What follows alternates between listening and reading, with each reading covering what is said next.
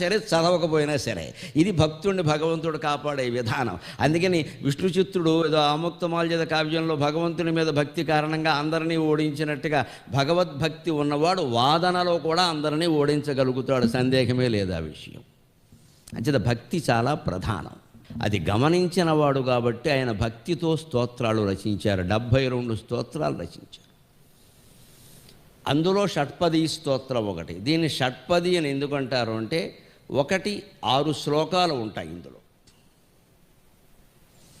రెండోది ఇంచుమించుగా ప్రతి శ్లోకంలోనూ 6 పదాలే ఉంటాయి.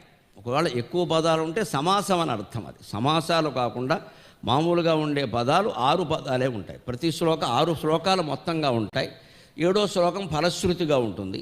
అంచేత షట్పది స్తోత్రం 6 ఉంటాయి కాబట్టి ప్రతి శ్లోకంలోనూ ఇంచుమించు 6 పదాల లెక్కగా ఉంటాయి కాబట్టి కూడా షట్పది స్తోత్రం. అన్నిటికంటే గొప్పది షట్పది అంటే 9, 6 పాదములు కలిగింది. 9కి 6 కాళ్ళు ఉంటాయి. మన మనస్సును 9 చేసి భగవంతుని పాదాలనే పద్మం మీద లగ్నం చేయడమే షట్పది స్తోత్రం. ఇవాళ మనం చెప్పుకోకూడదు.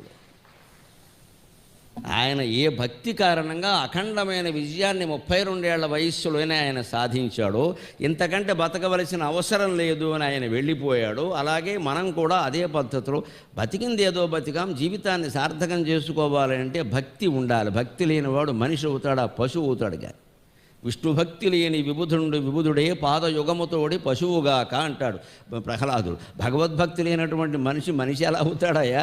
పాదయుగముతోడి పశువుగాక. వాడు పశువు అనగానే అవతలవాడు అన్నట్ట అదేమిటండి, పశువుకు 4 కాళ్ళు ఉంటాయి కదా, వీడికి 2 కాళ్ళు ఉన్నాయంటే 2 కాళ్ళ పశువులు కూడా ఉంటాయ్యా, సమాజంలో ఎక్కువ అవే ఉన్నాయన్నట్టు. పశు ప్రవృత్తి కలిగిన వాళ్ళ మనం చూడడం లేదా? మనుషులుగా కనపడుతున్నారు కానీ నరమృగాలు నర పశువులు అంటున్నాం. 3 ఏళ్ల పిల్లని మానభంగం చేస్తున్నాడంటే పశువు కాకపోతే ఏమవుతాడండి? వాడు ఏం పొందుదామని చేస్తున్నాడు అసలు? వాడు పశువు కాకపోతే ఏమవుతాడు? పశువు, మృగం ఈ మాటలు కూడా సరిపోవండి వాళ్ళకి. ఇంకేదైనా కఠినమైన పదాలు ఉంటే చెప్పాలి, మనకు నోరు రాదు. కానీ అంచేత పశు ప్రవృత్తి కలిగిన వాళ్ళనే చూస్తున్నాం మనం ఇక్కడ.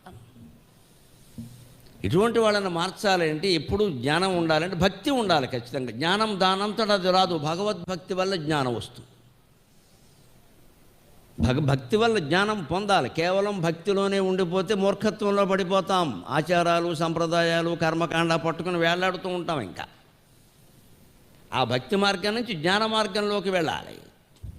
ఊళ్ళోకి వెళ్ళాలి, ప్రదక్షిణాలు చేయాలి, ధ్వజస్తంభానికి దూరం నుంచి నమస్కారాలు చేయాలి. చేతులతో పామేయకూడదు దాన్ని. ధ్వజస్తంభాలు రంగులు మారిపోతున్నాయి, వేసిన బంగారం అంతా పోతుంది. పోనీ మన చేతికి ఏమైనా బంగారం వచ్చిందంటే రాలా. 3 సార్లు 6 సార్లు పామేయడమే పిచ్చిపేరు అంటారు దాన్ని. ధ్వజస్తంభానికి దూరం నుంచి దండం పెట్టుకోవాలి. ముట్టుకోవడం ఎందుకండి? మనకి ఎక్కడుంది అధికారం అసలు? మీరు ఎప్పుడైనా గుళ్ళోకి వెళ్ళినప్పుడు ధ్వజస్తంభం దగ్గర చూడండి, అన్ని పామేసిన అరిచేతులే ఉంటాయి, దాని మీద ధ్వజస్తంభం ఉండదు. ఆ పైన వెనకాల దేవుడు వెనకాల ఉంటుందండి, దేవుడు పృష్ఠభాగం అక్కడ కూడా పామేస్తారు, సిమెంట్ అంతా అరిగిపోయేలాగా. అసలు గుళ్ళో 16 చోట్ల పామేస్తే తోమేస్తే తప్ప మనకేమీ రాదని. ఇదే అజ్ఞానం అంటే ఇదే. నేను పామని చెప్పలేదు, చూడమని చెప్పారు అక్కడ. ప్రతిదాన్ని పామేయక్కల. మనకు పెద్ద అజ్ఞానం ఏంటో, మనం ముట్టుకుంటే కానీ అది రాదేమో. మా పట్ల కూడా అలాగే ప్రవర్తిస్తున్నారు. ఆయన ముట్టుకోవాలి, ఆయనకి దండం పెట్టాలి, ఆయన ఫోటో తీయాలి, ఆయన ముద్దెట్టుకోవాలి.